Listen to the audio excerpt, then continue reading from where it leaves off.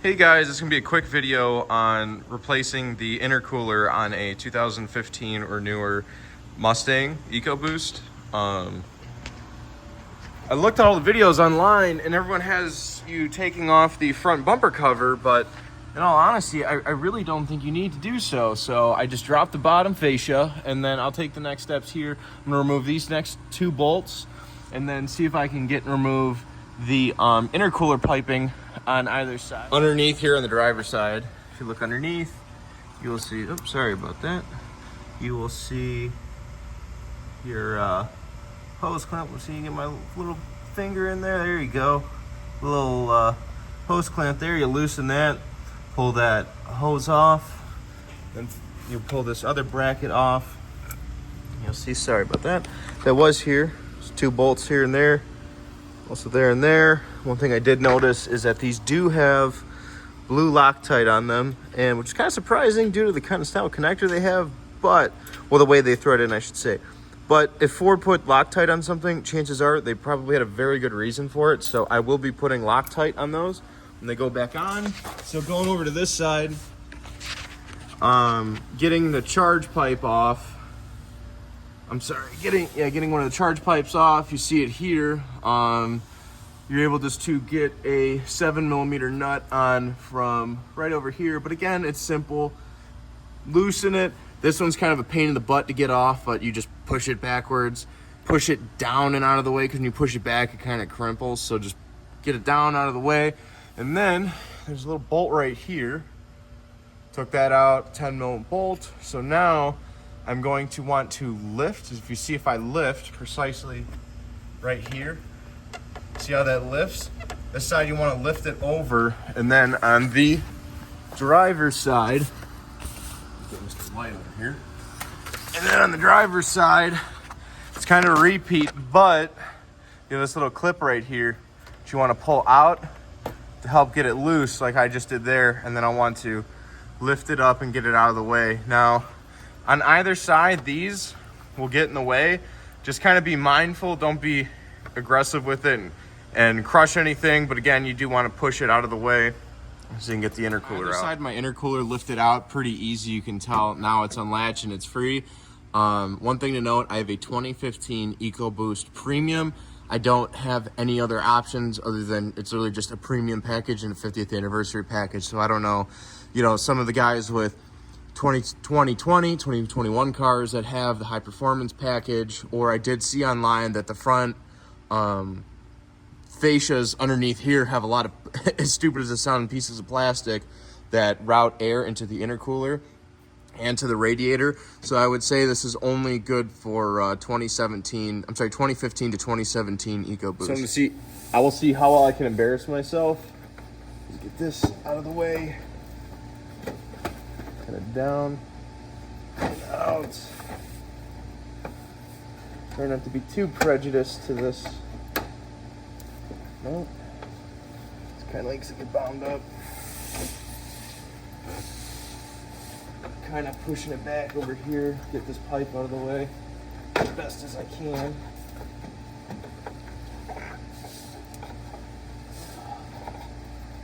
These little tabs just fight me.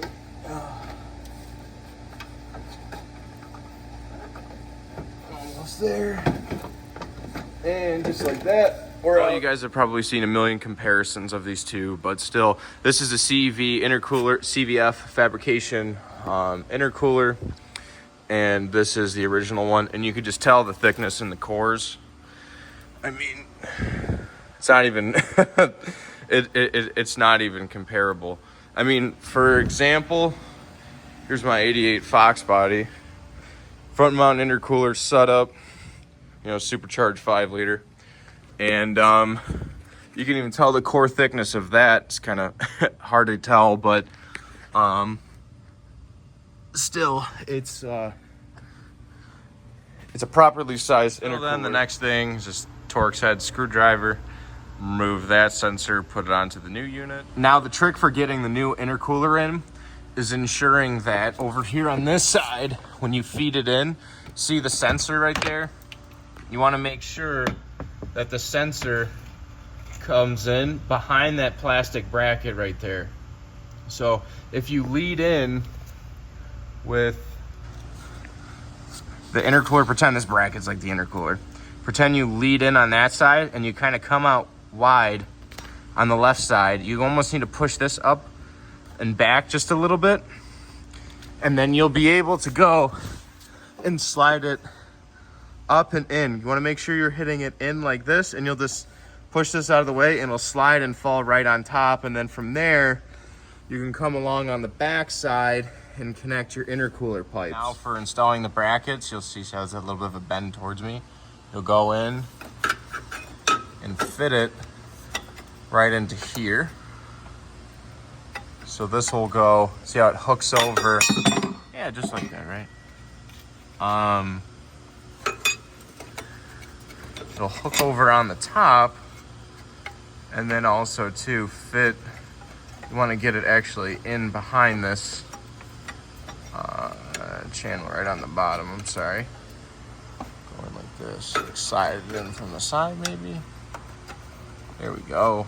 Yeah, slide in from the side.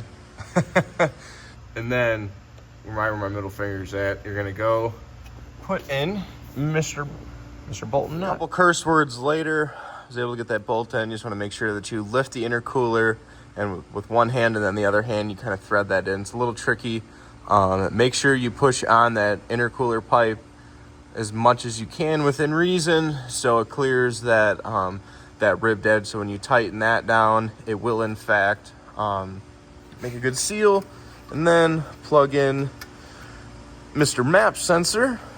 Now on the passenger side, you want to have the bracket in this orientation because you will use the factory 10 mil bolt in the lower left position. You see where it threads into, so that covers there.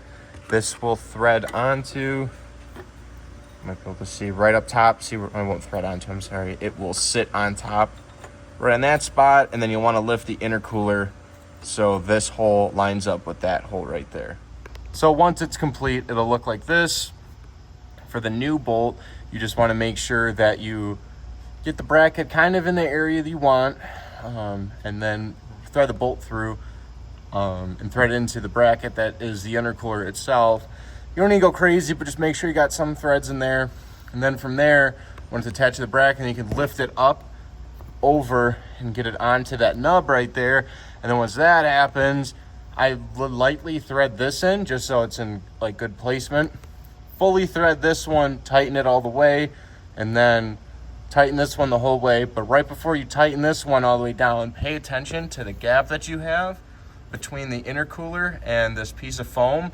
You want to be pushing upwards on the intercooler to make sure that you get a nice seal. Things I was having a field day with is the passenger side hose clamp, because now the intercooler is much thicker and it sticks back. You can't hit it with either a flathead screwdriver or a 7mm nut. So what I did was loosen this the whole way almost to where the hose clamp unwinds, and then you just have to push on it pretty hard and just kind of work the hose clamp around. So if you go push it this way, maybe there's a space there, and on the back side it's flush. Kind of just like push the